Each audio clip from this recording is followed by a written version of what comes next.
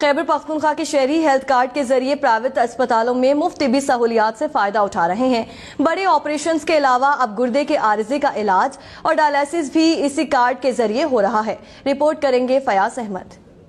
Card plus Khyber Pakhtunkhwa کے عوام کے لیے ایک بڑی نعمت۔ سرکاری اسپتالوں کے علاوہ شہر کے بڑے نجی اسپتالوں میں مفت علاج معالجے کی سہولت مل رہی ہے۔ یونیورسل ہیلتھ کوریج میں بڑی بیماریوں کے علاوہ ہارٹ سرجری، گردے کی پیوندکاری اور ڈائلسس بھی شامل ہے۔ کا مقصد یہ ہے کہ حکومت نے پاپولیشن کو یا عوام کو ہیلتھ انشورنس کارڈ یا ہیلتھ انشورنس پرووائڈ کر دی کہ جی اگر آپ کو کوئی بیماری ہو تو آپ اس کارڈ کے ذریعے یا اس نمبر کے ذریعے اپنا علاج کرا سکتے ہیں۔